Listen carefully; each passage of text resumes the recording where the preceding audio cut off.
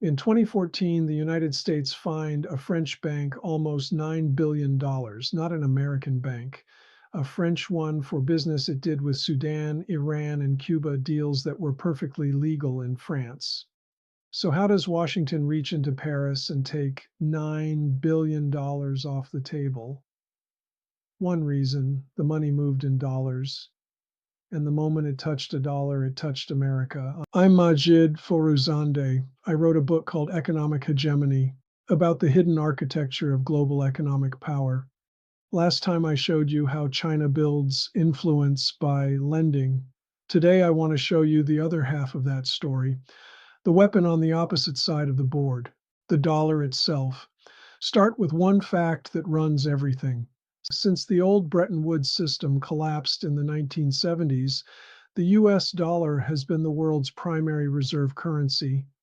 Nearly every major international transaction, oil, debt, trade between two countries that aren't even American, is settled in dollars.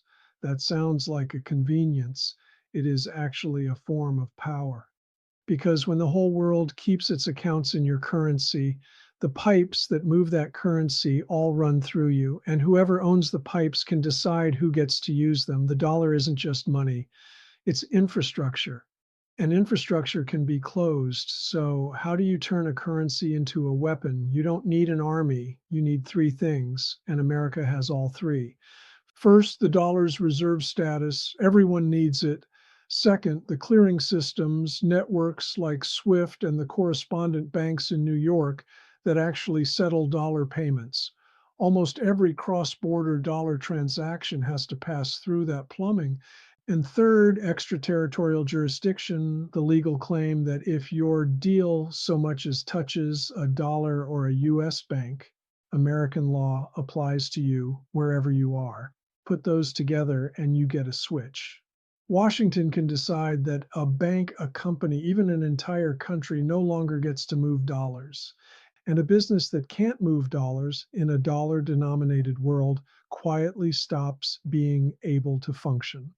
Let me make that concrete because it happened. BNP Paribas, France's largest bank, one of the biggest financial institutions on earth. In 2014, US authorities hit it with a record fine of about $8.9 billion. The charge: processing transactions for sanctioned countries, Sudan, Iran, Cuba. Now, here's the part that matters. The only real connection those transactions had to the United States was that they were cleared in dollars. That's it, dollar settlement. And that threat alone was enough for America to assert jurisdiction over a French bank for conduct outside American soil and extract nearly $9 billion. Control doesn't need troops. It needs the currency everyone already depends on. BNP survived. It's enormous. But there's a quieter tool that doesn't fine a bank. It ends it. It's called Section 311 from the USA Patriot Act. It lets the US Treasury label a foreign bank a primary money laundering concern. Once that label lands, American banks are barred from holding accounts for it. And just like that, the bank is cut off from the dollar system entirely. Take Banco Delta Asia, a small bank in Macau. In 2005, Treasury named it under Section 311 over North Korean money.